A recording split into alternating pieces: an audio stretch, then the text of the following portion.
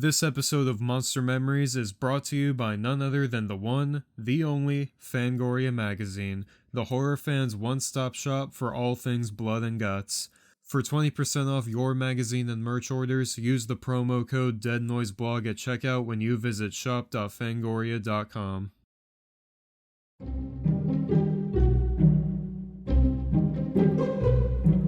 This is a video that I've been excited to make ever since I started this channel, and with the upcoming release of the 6th installment in the franchise, there's no better time to celebrate my all-time favorite slasher movie than right now. Scream is a movie that's tailor-made for horror fans, but it's equally perfect for general audiences too. I mean, I can't even begin to tell you how many people I've met who supposedly don't like horror movies, but admittedly enjoy Scream. And I think that that's such a common sentiment because of how self-aware the movie is. Because at its core, Scream is a satirical take on the slasher subgenre, and it does a great job at relating to its audience in that way. There are plenty of moments that cater to both ends of the spectrum, whether you're a full-fledged horror movie addict like myself, or you're someone who thinks slasher movies are stupid. It's just a super smart movie that really has no weak points, and a lot of that comes down to how well the script was written. Kevin Williamson was able to create multi-layered and relatable characters in the comfortable environment of a small town, while simultaneously having room for all the horror movie references. The movie takes a lot of inspiration from John Carpenter's Halloween, obviously, but there are also an abundance of references to the greats like Nightmare on Elm Street, Friday the 13th, and even hidden gems like Prom Night and The Town That Dreaded Sundown, and many others. The character of Randy Meeks alone is one that every horror movie nerd can latch onto. He really helps keep the metatextuality of the film at the forefront, and the actor Jamie Kennedy brings him to life in a way that nobody else could. To be completely honest, everybody in the cast does a fantastic job with their characters too, from Neve Campbell as Sidney Prescott, the greatest final girl in the genre, to Rose McGowan as Tatum Riley, Sidney's snarky best friend, even Roger Jackson, the voice of Ghostface. Literally everybody in the cast gives a phenomenal performance. To give even more credit to Kevin Williamson, what makes the movie and the characters feel so tangible is how organic the dialogue is. It feels like real people having a real conversation and showing their true emotions, as opposed to actors on a set surrounded by cameras and having multiple attempts to repeat the same lines. Another element that really helps enhance the environment is, of course, the music. Music is a critical part of every horror movie, and not only is the soundtrack amazing, featuring artists like Birdbrain and Nick Cave, but Marco Beltrami composed a score so effective that it's unforgettable. It plays into the tone of the film so well, and I would honestly put it up against the likes of John Williams' Jaws score. And what's crazy is that this was his first time scoring a feature film. More respect needs to be put on Beltrami's name because his work on this franchise alone is nothing short of iconic.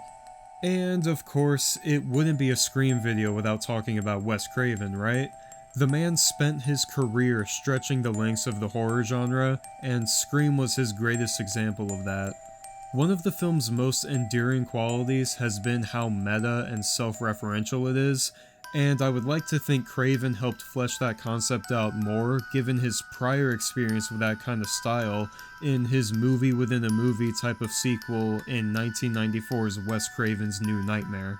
What might be surprising to some people if they don't already know is that Wes Craven originally didn't want to direct Scream.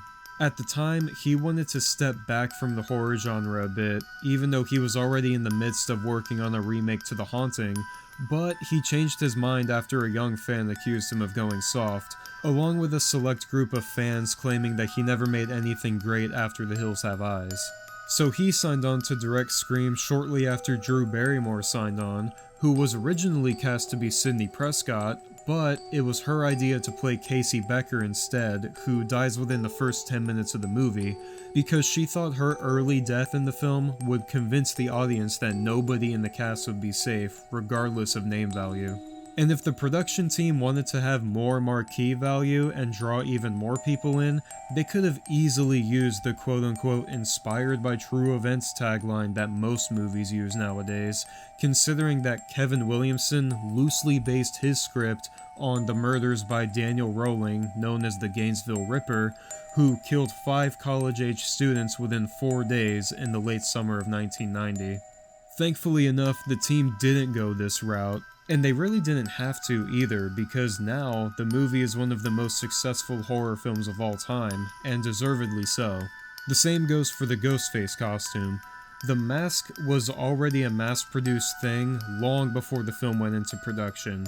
It was developed in the early 90s by the costume company Fun World, and the Ghostface mask was part of a series called Fantastic Faces, with that particular design being dubbed the Peanut-Eyed Ghost. Producer Marion Maddalena saw the mask during location scouting, and when it came time to figure out the rest of the costume department originally searched for white costumes to stay with the ghost theme, ultimately landed on using a black cloak, and the rest is history.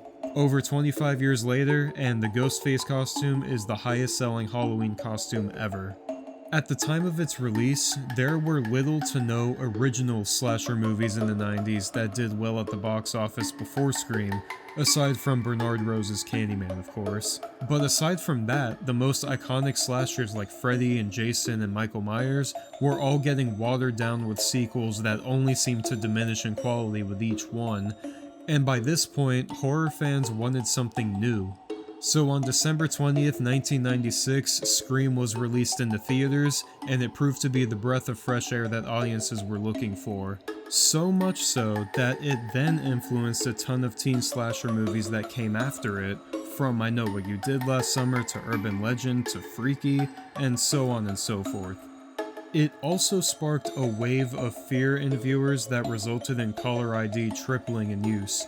Just like how Psycho made people afraid to take showers in hotels and Jaws made people afraid to go swimming in the ocean, Scream made people scared of answering calls from unknown numbers.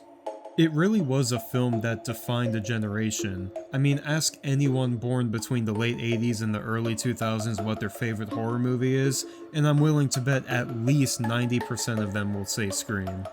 Its success led to 2 sequels to round out a trilogy, a 4th film 10 years after said trilogy completed, and what seems to be a new trilogy 26 years after the first movie was originally released.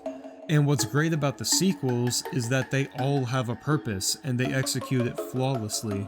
The second and third movies close out Sidney Prescott's character arc as the main protagonist and tell her story beautifully, and on the other side of the coin, they also have the same satirical commentary on the concepts of sequels and trilogies that the first film had on slashers in general.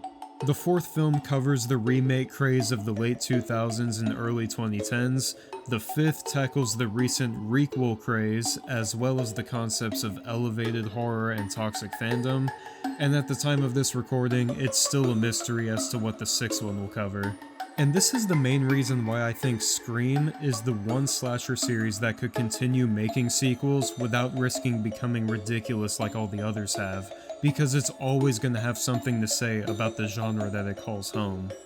So if I haven't expressed it enough by now, Scream is a personal favorite of mine, and the franchise as a whole symbolizes the pinnacle of slasher cinema, and it's something I've loved for as long as I can remember. Before I was even a horror fan, I was familiar with the image of Ghostface because almost every kid in my neighborhood would dress up in those costumes for Halloween.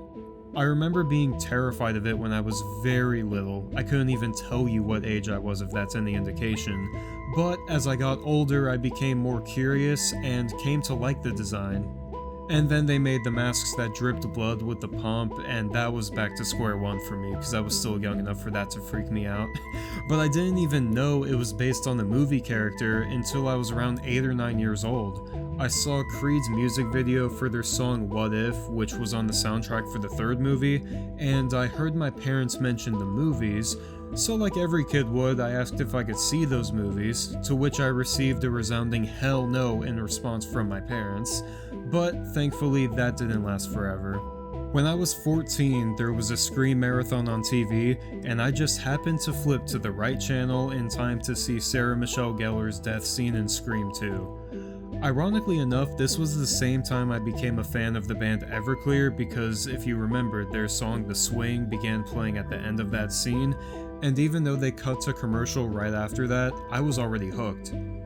The next day, I was able to see the first movie, and I was just in utter absolute shock at how great it was.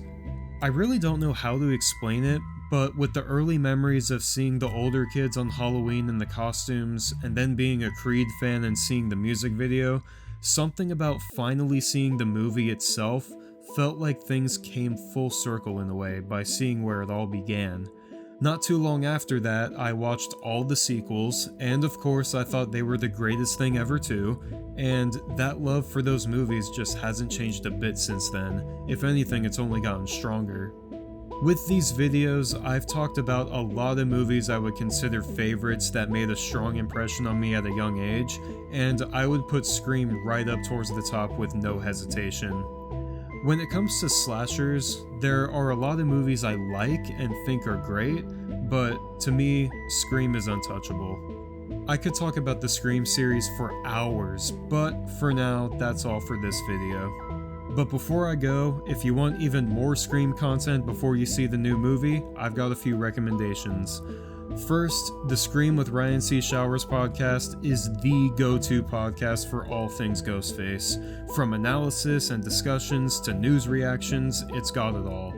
Second, the YouTuber Haunted Hippie has been doing these in-depth videos on each movie in the series recently, and those are a super fun watch too, especially if you want to learn more about the films. Also on YouTube, Beyond the Mask always has cool videos throughout the year. I highly recommend those too. And there's a phenomenal book called It All Began with a Scream that every Scream fan should read. And of course, HelloSydney.com and ScreamThrilogy.com are the best websites to go to if you're looking for news, interviews, and archives. So yeah, check those out if you don't already, and thanks for watching.